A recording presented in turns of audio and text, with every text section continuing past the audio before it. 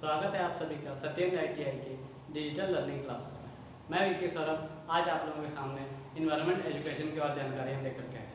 आज का हमारा टॉपिक है हाइड्रोलॉजिकल साइकिल, जलीय चक्र अर्थात वाटर साइकिल, अर्थात जल का पुनः चक्रण। जल का आसमान में आकाश में जाके पुनः वर्षा के रूप में वापस आना जल चक्र कहलाता है। इसका प्रोसेस क्या है? हमारा जो वाटर सोर्स होता है यानी कि हमारा जल के स्रोत, इस वाटर सोर्स में सूर्य के प्रकाश के कारण, सनलाइट के कारण प्रकाश पड़ने पर गर्मी उत्पन्न होती है और उस गर्मी के कारण वह जल भाप के रूप में इवेपोरेशन होकर, वाष्पीकरण होकर ऊपर उठता है और यह भाप, यह वाष्प ऊपर जाके आकाश में जाके बादल का निर्माण करता है। क्योंकि गर्म हवा ऊपर उठती है इसलिए वाष्प विकर्ण होता है और वह ऊपर की ओर जाता है और वहाँ ठंडा होकर बादल का निर्माण करता है। जब बादल पूरी तरह से एकत्रित होकर ठंडा हो जाता है तो वह रेनफॉल यानी कि वर्षा का रूप लेता है और वर्षा के रूप में पुनः वाटर सोर्स में, वर्षा के स्रोत में, जल के स्रोत में मिल जाता है। तो वह जल, बादल का जो जल है वह कुछ वाटर सोर्स में मिलता है, प्लांट्स में मिलता है और भूमि पर भी मिलता है। इन सभी जगह पुनः जल का पहुंचना ही जल चक्र कहलाता है। और फिर सूर्य के गर्मी के कारण यही प्रोसेस, वाष्पीकरण पुनः पौधों से, जल के स्रोत से, मिट्टी से, इन सभी से उसका वाष्पीकरण होता है और वह फिर से बादल का रूप लेता है और फिर से वर्षा होती है। तो यही प्रोसेस जल चक्र कहलाता है। अब हम जानेंगे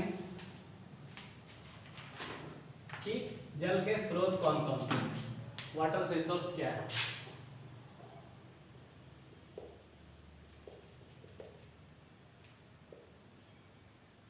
पहला है महासागर,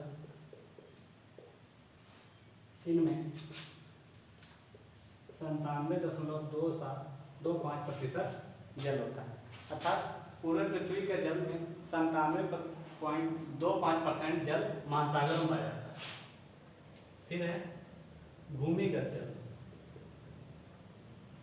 अर्थात जो मृदा के, मिट्टी के अंदर पाए जाते हैं, इनमें 0.61% जल होता है, अर्थात भूमि के अंदर पूरे अर्थ के यानी पृथ्वी के पूरे जल का 0.61% जल होता है। फिर है अंतर्देशीय समुद्र, इनलैंड सी, इनमें 0.008% जल पाया जाता है। फिर है मृदा नमी यानी मिट्टी में पाई जाने वाली नमी, अर्थात पानी का अंश, जल का अंश, यह 0.005% पाया जाता है। फिर है बर्फ व हिमखंड, क्योंकि हम जानते हैं कि बर्फ पानी का ही दूसरा रूप है तो वह भी जल के स्रोत में ही आता है और उनका प्रतिशत है 2.14। फिर है स्वच्छ झीलें या लवण युक्त जल, इनका प्रतिशत है 0.009%। फिर है नदियाँ, अर्थात नदी का पानी, यह है 0.0001%। फिर है हमारा वातावरण यानी कि एटमॉस्फेयर, 0.001। हम जानते हैं कि हमारे वातावरण में भी जल का जो है स्रोत है, इससे हमें नमी महसूस होती है।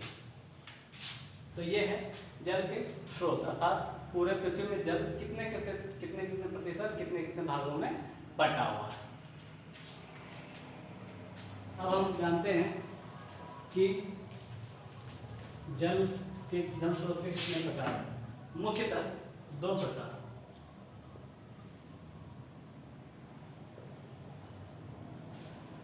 एक है सरफेस वाटर और दूसरा है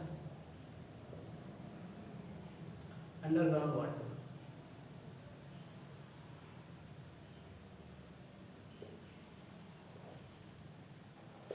अर्थात सतही जल और भूमिगत जल।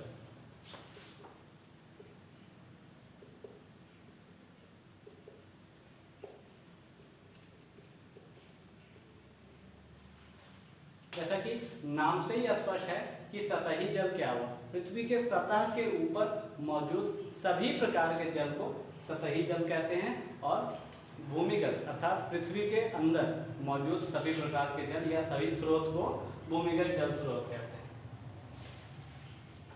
अब हम सरफेस वाटर को और थोड़ा सा डिटेल करते हैं और उनको जानते हैं। इनमें है पहला बहता हुआ जल। हमें जितने भी बहते हुए जल का उदाहरण देखने को मिलता है वह सरफेस वाटर में एक प्रकार है और यह जल का स्रोत है, जैसे कि नदी,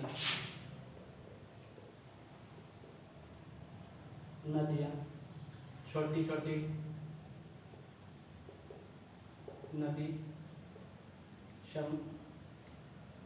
समुद्र, ये सभी प्रकार के जो है सरफेस वाटर के रूप में आते हैं। क्योंकि नदियों में तो बहुत जल होता है लेकिन उनमें अशुद्धि भी बहुत होती है, इसलिए हमें उन जलों को बिना प्योरीफाई किए पीना नहीं चाहिए या बिना प्योरीफाई किए उपयोग में नहीं लाना चाहिए। लेकिन नदियों में एक ऐसा गुण है कि वह खुद को प्योरीफाई कर सकता है, लेकिन वह हमारे लिए संपूर्ण नहीं होता, इसलिए हमें थोड़ा और प्योरीफाई करके ही उसे प्रयोग में लाना चाहिए। बहता हुआ जल में जैसे शहरों के कचरे भी डाले जाते हैं, वहाँ आसपास रहने वाले लोग अपने घरों के कचरे या स्वयं से निष्कासन हुए कचरों को भी नदियों में ही छोड़ते हैं, जिससे कि नदियों का जल दूषित होता है। परंतु उस जल को बिना प्योरीफाई किए हमें यूज में नहीं लाना चाहिए।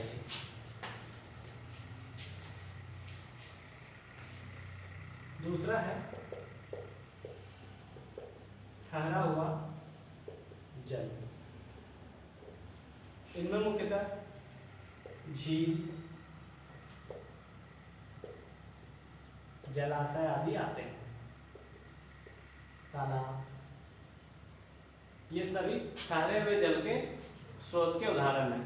तो इनमें जल तो मौजूद होता है लेकिन इनमें अशुद्धियाँ थोड़ी ज़्यादा ही होती हैं, इसलिए हमें इन जलों को भी उपयोग करने के लिए पहले इसे प्योरीफाई करना चाहिए, इसको शुद्ध करना चाहिए, तत्पश्चात इसका उपयोग करना चाहिए।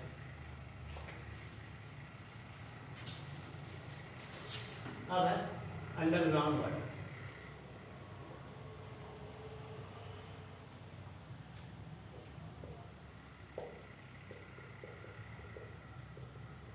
भूमिगत जल। भूमिगत जल का अर्थ है कि भूमि के अंदर का जल। इसमें मुख्यतः कुआं, नलकूप आदि आते हैं।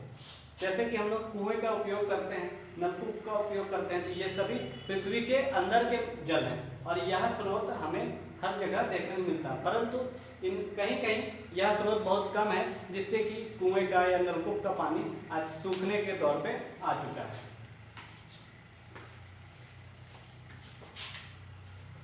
इन भूमिगत जल को प्राप्त करने के लिए हमें अपनी भूमि में या जहाँ पे भी जल को प्राप्त करना है वहाँ पे एक गड्ढा या एक बोरिंग कराना पड़ता है, जिससे कि उस जल को हम प्राप्त कर पाते हैं। परंतु इस जल को हमें पीने के लिए या बाकी कामों के उपयोग करने के लिए इनसे अशुद्धियों को दूर करना पड़ता है।